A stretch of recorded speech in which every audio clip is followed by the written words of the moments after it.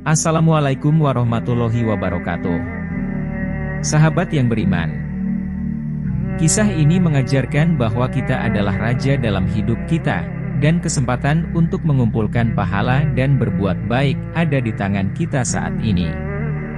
Sebelum kita mulai, jangan lupa like and subscribe untuk mendapatkan kisah-kisah inspiratif selanjutnya.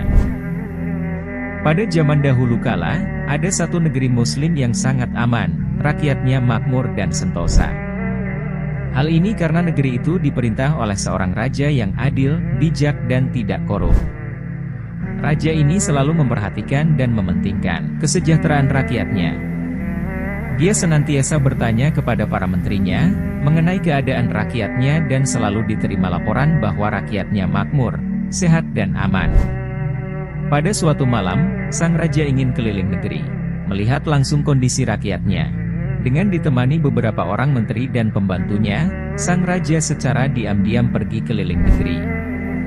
Di suatu rumah, sang raja mendengar rintihan seorang pemuda yang kelaparan.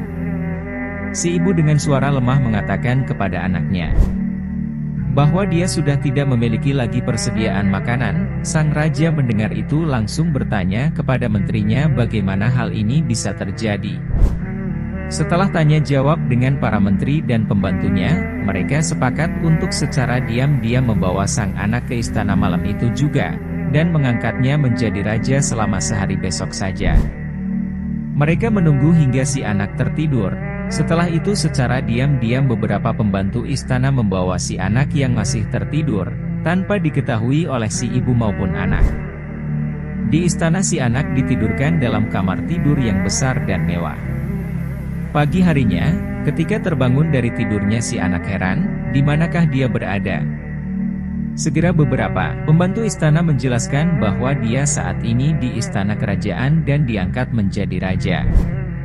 Para pembantu istana sibuk melayaninya, sementara itu di tempat terpisah, si ibu kebingungan dan cemas karena dia mendapati anaknya hilang dari rumahnya. Dicarinya kemana-mana tapi sang anak pujaan hati tetap tak ditemukannya. Siang harinya, sambil menangis dan bercucuran air mata, si ibu pergi ke istana raja untuk meminta bantuan mencari anaknya ke pelosok negeri. Di gerbang istana si ibu tertahan oleh para penjaga istana dan tidak diizinkan untuk bertemu dengan raja. Namun demikian, seorang penjaga itu masuk ke dalam dan memberitahu kepada sang raja, pemuda yang baru diangkat jadi raja itu, bahwa di luar istana, ada seorang ibu tua lusuh dan kelaparan, yang sedang mencari anaknya yang hilang. Sang raja kemudian memerintahkan untuk mensedekahkan 1 karung beras kepada ibu tua miskin tersebut. Malam harinya sang raja tidur kembali di kamarnya yang megah dan mewah. Tengah malam sesuai dengan kesepakatan sebelumnya, sang raja yang asli dengan para pembantunya secara diam-diam kembali memindahkan pemuda yang sedang tidur lelap itu kembali ke rumah ibunya. Esok pagi si ibu sangat gembira karena telah menemukan kembali anaknya yang hilang kemarin. Sebaliknya si pemuda heran kenapa dia ada di sini kembali. Si ibu bercerita bahwa kemarin dia mencarinya ke sana kemari, hingga pergi ke istana untuk minta bantuan, dan pulangnya dia diberi oleh raja sekarung beras. Si anak segera menyadari bahwa dia kemarin yang memberi sekarung beras itu. Kemudian bergegas dia pergi ke istana dan menghadap raja, minta diangkat kembali menjadi raja. Sang raja segera menolak, dengan mengatakan bahwa waktu kesempatannya menjadi raja sudah habis. Si pemuda tetap memohon, bahkan kalau perlu diangkat menjadi raja setengah hari saja.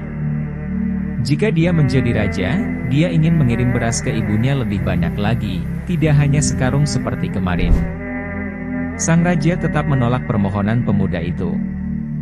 Sambil menghibah-hibah, pemuda itu minta hanya sejam saja bahkan beberapa menit saja, tetapi sang raja tetap menolak dengan alasan waktumu menjadi raja sudah habis. Dengan perasaan sangat menyesal dan menangis si pemuda pulang kembali ke rumah gubuknya dan melihat hanya ada sekarung beras di rumahnya, yang sebentar lagi juga habis dimakan mereka berdua. Dia sangat menyesal mengapa waktu dia menjadi raja dia tidak mengirim beras banyak-banyak ke ibunya itu. Kini kesempatan itu telah hilang dan tak akan kembali. Itulah kisah yang menganalogikan bagaimana nanti orang-orang kafir dan orang-orang berdosa lainnya menyesal di yaumil akhir. Mereka menghibah-hibah kepada Allah Subhanahu wa Ta'ala, "Dapatkah kami dikembalikan ke dunia, sehingga kami dapat beramal yang lain dari yang pernah kami amalkan?" Surat Al-A'raf ayat 53. Tetapi Allah tetap menolak dengan alasan waktumu telah habis. Para pendosa itu sangat menyesali hidupnya di dunia dulu. Kenapa dulu dia sangat kikir? Seandainya dia dermawan, maka tidak hanya sekarung beras yang dia kirim, tetapi mungkin bertonton beras yang dia kirim. Karena kiriman beras itu bukan untuk orang lain tetapi untuk dirinya sendiri. Allah Subhanahu wa Ta'ala mengatakan, "Ingatlah, kamu ini orang-orang yang diajak untuk menafkahkan hartamu pada jalan Allah, maka di antara kamu ada orang yang kikir.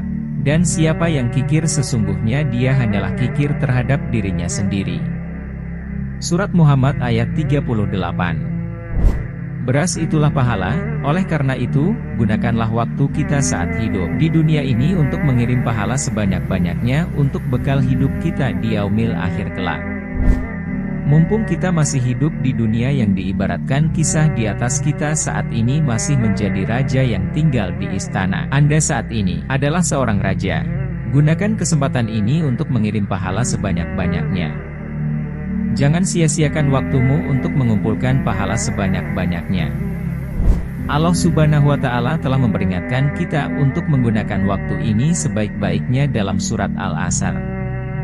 Demi masa, sesungguhnya manusia itu benar-benar berada dalam kerugian, kecuali orang-orang yang beriman dan mengerjakan amal saleh, dan nasihat menasihati supaya mentaati kebenaran, dan nasihat menasihati supaya menetapi kesabaran.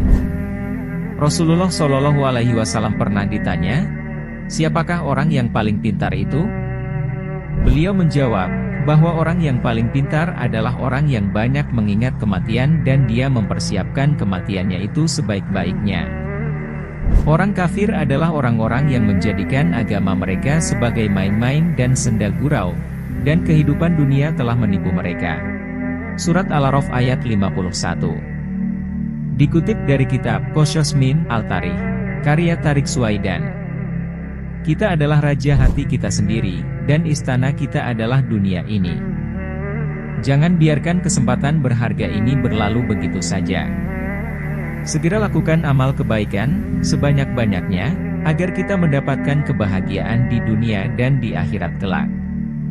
Semoga kisah ini menginspirasi kita semua untuk menjadi lebih baik, menggunakan waktu dengan bijaksana, dan selalu berbuat kebaikan.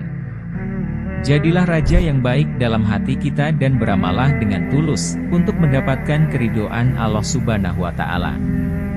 Terima kasih telah menyimak cerita inspiratif ini. Semoga kita semua menjadi lebih baik dan selalu dalam lindungannya. Wassalamualaikum warahmatullahi wabarakatuh.